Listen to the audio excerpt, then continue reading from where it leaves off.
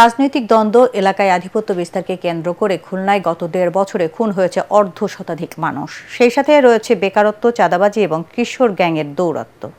এই পরিস্থিতিতে নির্বাচনের দিন যত ঘনিয়ে আসছে ততই আতঙ্ক বাড়ছে খুলনা মহানগরীর বাসিন্দাদের। যারা নির্বাচিত হবেন তারা আইনশৃঙ্খলা পরিস্থিতির উন্নতিতে কাজ করবেন এমনটাই প্রত্যাশা ভোটারদের। তরিক ইসলামের রিপোর্ট। ভূমিকম্প সহনীয় মোস্ট ডিউরেবল দেশের প্রথম Thermex rod Salam steel. Salam steel বোঝে durability. Salam steel most durable steel. Khulna সদর ও সোনাডাঙ্গা থানা নিয়ে গঠিত খুলনা ২ আসন। বিভাগীয় শহর হয়েও উন্নয়ন থেকে বঞ্চিত এ জনপদের বাসিন্দারা। ভোটাররা বলছেন, যারা এলাকার উন্নয়নে কাজ করবেন এমন প্রার্থীকেই বেছে নেবেন তারা।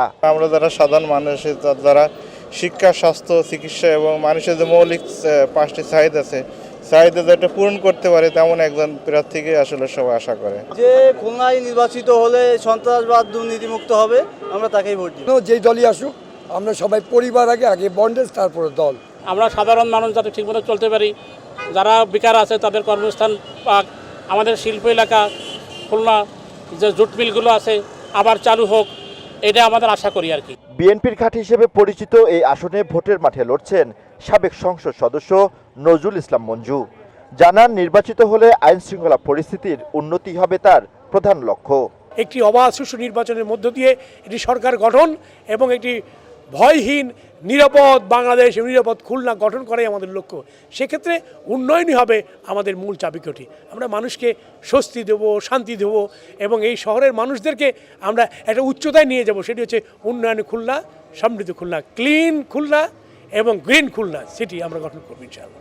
মঞ্জু ভাই, আমার একটা প্রশ্ন হলো যে ভোটার দীর্ঘ 16 বছরের ফাঁসিবাদ আমলের যে সমস্ত অনাচার, অবিচার এবং যে ধরনের অনিয়ম হয়েছে, দুর্নীতি হয়েছে, এগুলো বন্ধ করা হোক এবং বন্ধ করে তরুণদের যে স্বপ্ন আগামীর বাংলাদেশ, গণতান্ত্রিক বাংলাদেশ এবং একটি মানবিক বাংলাদেশ খুলনা গঠন করা এবং আমাদের খুলনা শহরকে আমরা সেভাবেই গড়ে তুলতে চাই যেটি তারা স্বপ্ন দেখেছে এবং আলোকিত খুলনা, এবং আমরা চাই উন্নয়নের খুলনা এবং আমরা সেই জনগণের সেই প্রত্যাশা অনুযায়ী আমরা কাজ করব ইনশাআল্লাহ। এদিকে ভোটের মাঠে জয়ের ব্যাপারে আশাবাদী দাঁড়িপাল্লার প্রার্থী মহানগর জামায়াতে ইসলামীর সেক্রেটারি শেখ জাহাঙ্গীর হুসাইন হেলাল।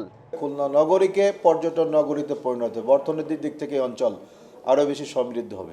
তো আমরা এভাবে পর্যায়ক্রমে, তারপর তো আরও আইন শৃঙ্খলার বিষয় এখানে আছে, এখানে মাদকের বিষয় আছে, ব্যাপক চাঁদাবাজির বিষয় আছে, এগুলো নিয়ে আমরা পরে কাজ করব এবং খুলনাকে একটা শিক্ষা নগরী, প্রত্যেকটি জায়গায় যেখানে ভালো শিক্ষা প্রতিষ্ঠান আছে, দেশের বাইরে থেকে এখানে লেখাপড়া করতে আসে। আমাদের খুলনায় কিন্তু এরকম ভালো শিক্ষা প্রতিষ্ঠান নাই। আপনারা দেখবেন ঢাকায় দেখবেন, চিটাগাংয়ে দেখবেন, রাজশাহীতে দেখবেন, ইসলামিক বিশ্ববিদ্যালয় কুষ্টিয়ায় দেখবেন, দেশের বাইরে থেকে এখানে প্রচুর স্টুডেন্ট আছে। তো সেই তুলনায় এখানে আমাদের উপযুক্ত শিক্ষা প্রতিষ্ঠান খুলনা বিশ্ববিদ্যালয় অথবা কুয়েট যেটা আছে, এখানে বাইরের স্টুডেন্ট কিন্তু কম। বরং এখানে যখন ভালো বিশ্ববিদ্যালয় হবে, ভালো শিক্ষা প্রতিষ্ঠান হবে, তখন বাইরে থেকে এখানে আসবে।